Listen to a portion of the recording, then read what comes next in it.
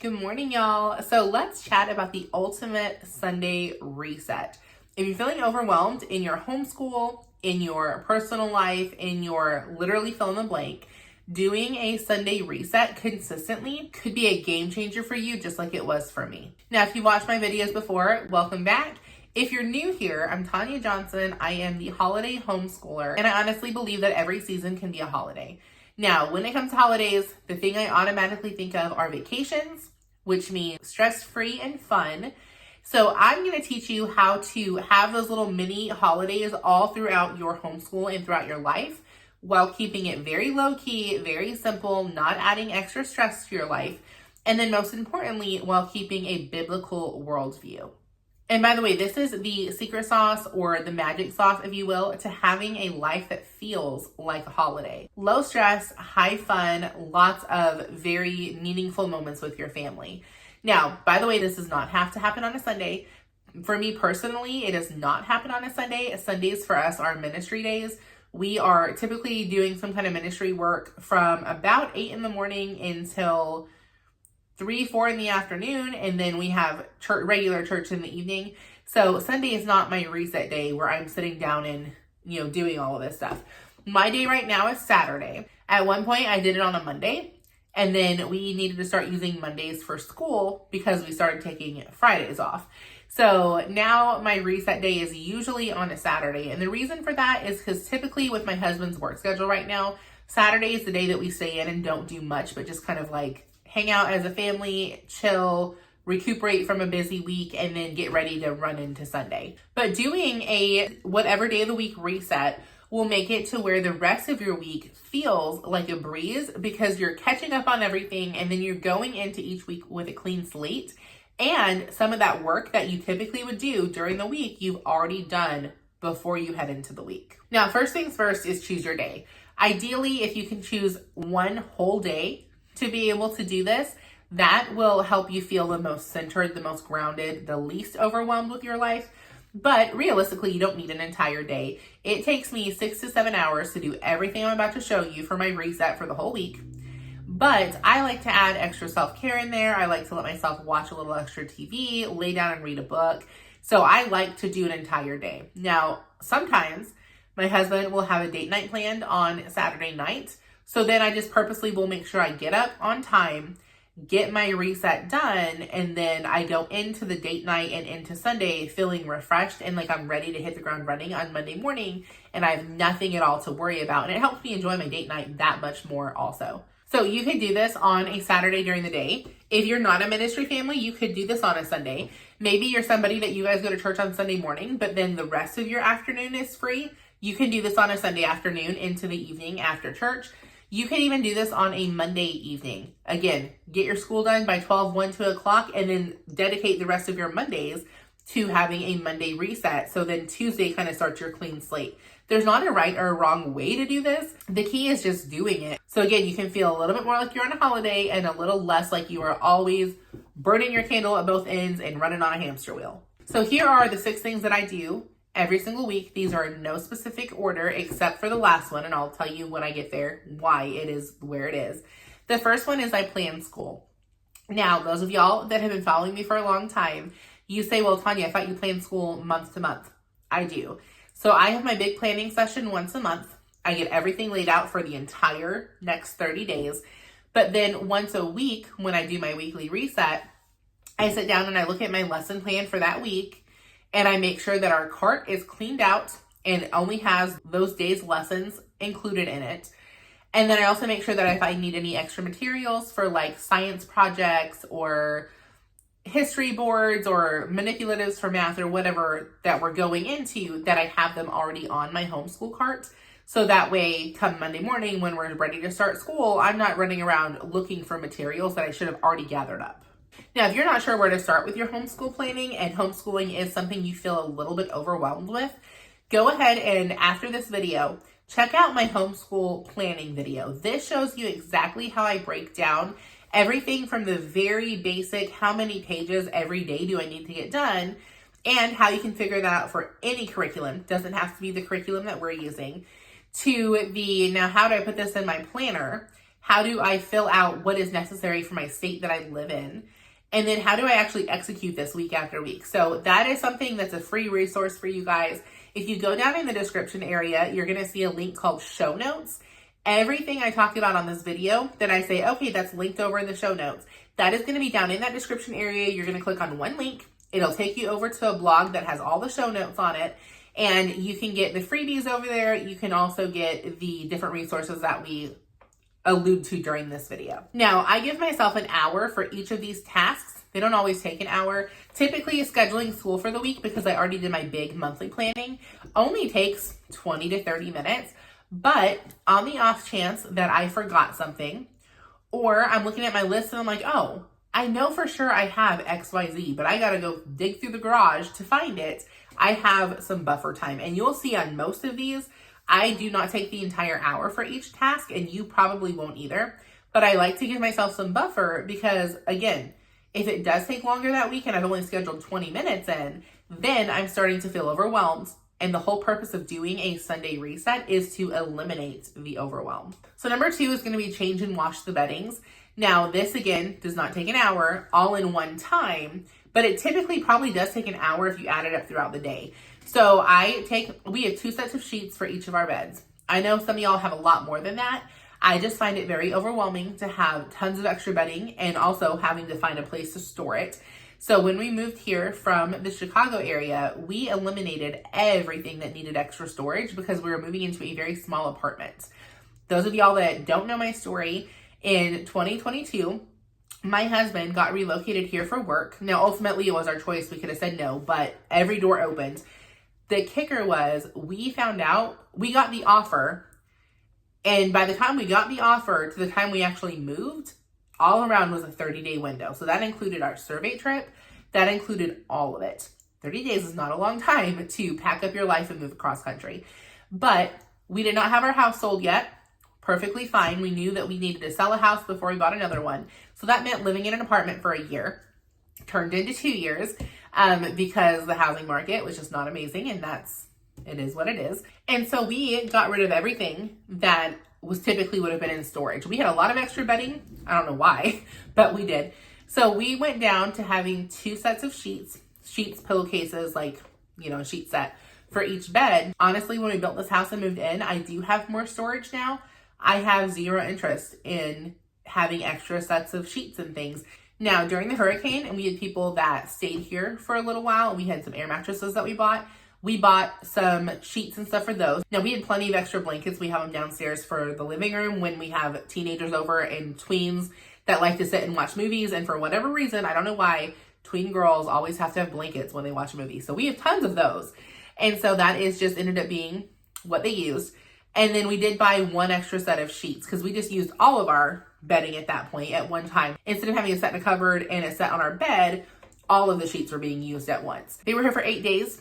We actually had talked about getting a second sheet set for each of our beds so I could go ahead and switch out, and then all the power in our town came on and we didn't have to do that. So what I like to do is early in the morning, as early as I can, depending on when my husband is getting up on that day, I strip my bed, put everything into the washing machine, and then I put on all of the clean sheets and everything. And then I do the same thing for my daughter's bed. And then when all the laundry's done, make sure that those get put back in the cupboard instead of sitting in the dryer or the laundry room for a week. Now, our comforters, I don't wash weekly. I wash those monthly. So if it happens to be one of the monthly cycles, I'll wash the whole bedding at that point. And then my daughter's bed, I wash them and put them away, but she strips them and puts the new ones on. So I'm not the one actually doing that. So all in all, probably does take an hour, but it is broken up throughout the day. So I'm not just sitting and doing, the bedding for an hour. Number 3 is cleaning the house. This one's pretty self-explanatory. I go through and I clean my house. So usually we do decent keeping it picked up throughout the week. Part of that is because we do a reset once a week. So typically I'll go through and I'll get all of my stuff off my counters, clean underneath everything. I'll give my stove a really good deep cleaning. I'll mop any traffic areas. I'll go through and spray and wipe down coffee tables and regular tables. I'll vacuum the stairs. And again, I give myself an hour for this. Now, we have a 2-story, 3-bedroom, 2.5 bathroom house. So I'm not deep cleaning every single room every single Saturday. What I typically try to do is go through and reset everything. So again, going into the new week, everything is clean and I can easily keep things clean. Now, the one place that I do not keep up very well during the week is our laundry room. I don't know why. I used to be better at this, but I was worse at keeping through other areas of the house. And for whatever reason, I guess I kind of flip-flopped. So typically, keeping the house picked up, we do decent at. Keeping the bathrooms clean, we always keep them clean because we have people in our house 3, 4, 5 times a week. Between friends and tutoring and all of the above, usually 2 days out of the week, we don't have people in our house. The rare occasion, it might be a third day, but usually we have people 4 to 5 days a week that are in our house. So bathrooms, high priority to keep clean. The laundry room, I'm really good at keeping the laundry clean. I'm not good at keeping it put away. So if you watched my video on the different daily habits for a Proverbs 31 woman, one of the things that I showed you that I do is I start a little laundry at night, switch it over in the morning. So our clothes are always clean. However, putting them away does not happen near as regularly as I would like it to. So a lot of the times on my reset day, I am also scheduling an extra 30 to 35 minutes just to put all of our laundry away. And then I'm crossing my fingers and hoping that I'll do better next week. Reality, knowing that I probably won't. And that's okay. You cannot do every single thing in every season of your life. Some seasons are going to be busier than others, which means certain balls are going to drop that you've been juggling the whole time. And you just get to pick and choose which ones of those drop. Laundry for me is a drop right now. And that is actually number 4 on my list is laundry. So again, typically takes 30 to 35 minutes, but I schedule in an hour because if it got really bad that week, usually I'll put it away once during the week. And so my reset is not the entire week's worth of laundry, but like this week, it is the entire week's worth of laundry.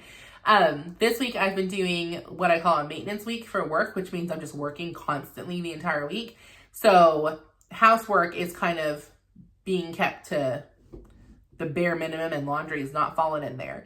So number 3 is cleaning the house. Number 4 is catching up on all of my laundry. And then number 5 is a flip-flopper one. So 5 is something that I do every other week. So there's 2 different things I do every other week. So every other week I will do my nails. I do my own manis and pedis both. I schedule in, typically nails take about 2 hours to do all of that. And then my daughter always likes hers done as well. So it actually ends up taking about 3 hours. So that is a longer reset day. But again, it's not something that I would have to do. It's something I like doing. So on every other week, it ends up being nail day. And I typically do that toward the end of my day while we're like watching a movie or just kind of chilling. When everything else is done is kind of when I sit and do my nails. And then every other week, so if it's not nail week, then it is menu week. So I'm doing a 2-week menu of everything that we're having for the next 2 weeks when it comes to dinners. Now, I don't plan out breakfast and lunch. Breakfast and lunch is going to be our main kind of go-tos that we always have in the house. So typically my husband doesn't eat breakfast because of his work schedule. He typically is just getting home around breakfast time. He does keep cereal in the house if he wants a quick snack after work. He works 3rd shift, so that's just what he likes to do sometimes. And then my daughter and I typically will have some kind of an egg breakfast. Right now, she's really liking to do wet scrambled eggs with a piece of toast on the side. Sometimes she'll do toast with avocado on it, and then she'll put a over medium egg on top of that. I am really liking to do scrambled eggs with a bunch of tomatoes and onions and bell peppers. And then I like to put salsa or some kind of like a pico de gallo on top. And that's what I have been doing for breakfast. So typically we'll keep eggs and like egg toppings in the house and then bread. And that is, you kind of get creative with what you want for breakfast at that point. And then lunch is either leftovers from the night before. I have these burrito bowl things that I like to eat. My daughter likes to eat sandwiches and wraps.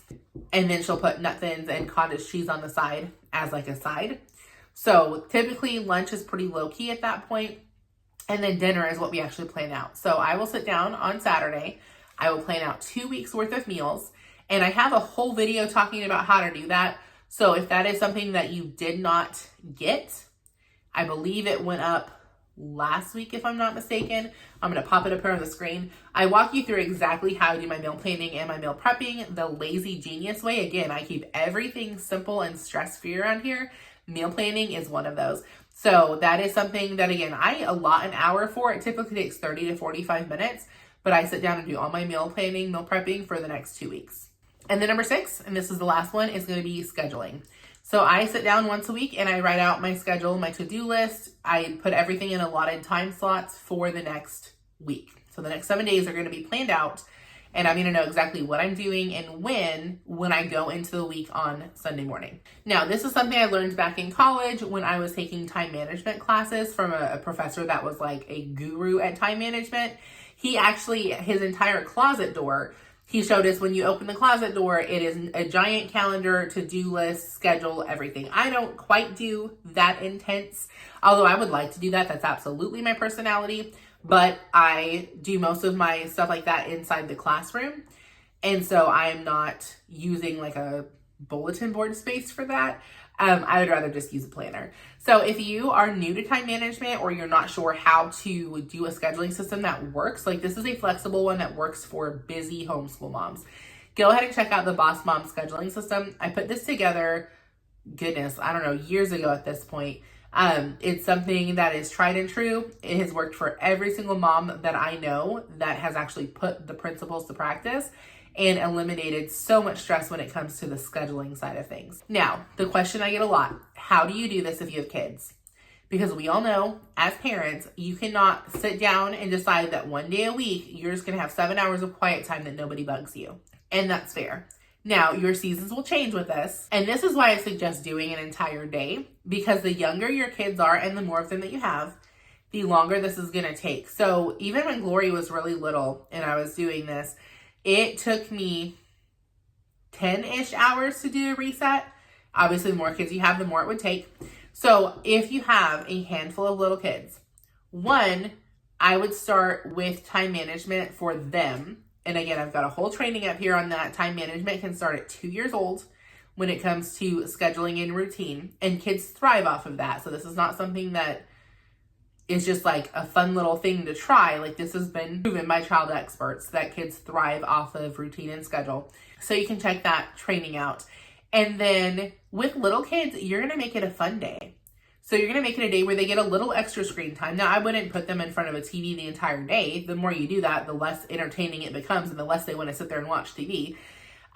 Maybe there's a special snack that day. Maybe it's a special meal. So I have a friend that does this. She has 5 little kids, all under the age of 7, kind of all back to back. She does a Sunday reset. She does them on Saturday, just like I do. And her Saturday resets include, if everyone behaves all day, their dinner that night is pizza. The kids go crazy for it. So it's a win-win. She doesn't have to cook, and the kids get a special treat, and they have an incentive to behave all day. So first thing, she starts with getting up a couple hours before her kids do.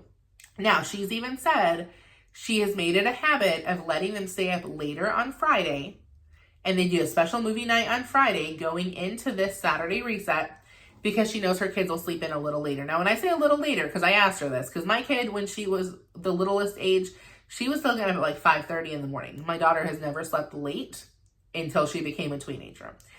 And she said she could typically get them to sleep until 7 or 7:30. So it's really not that late, and she gets up at 5 on Saturdays to start their reset. So she gets a couple things knocked out before they ever wake up. And then they have a fun day.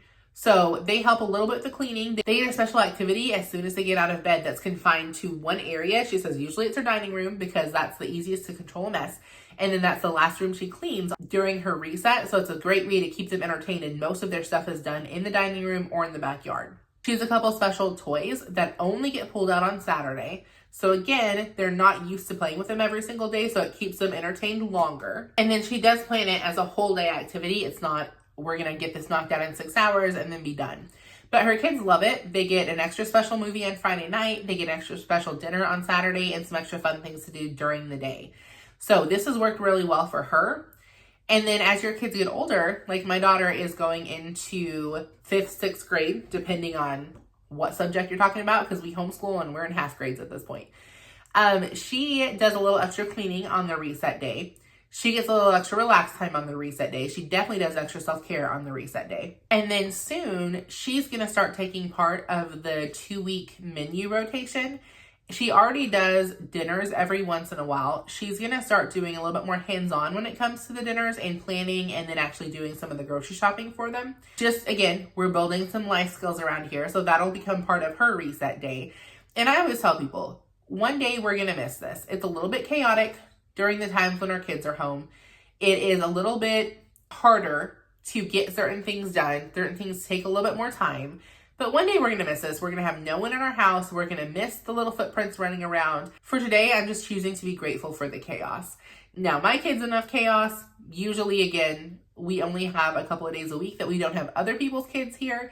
And that's just part of the ministry that we run, is we really minister to other families. That's just something that God has called us to. And He's given us big hearts for a reason, so we get to love on other people and other people's kids in the season that we're in, which usually means our house is pretty chaotic. So in this season of life, I am just choosing to view it as the blessing that it is, and the little extra mess that comes along with that blessing is okay. Now, if you have any tips or tricks that you would add to having a reset day, let me know down in the comment section, and I will see y'all next week.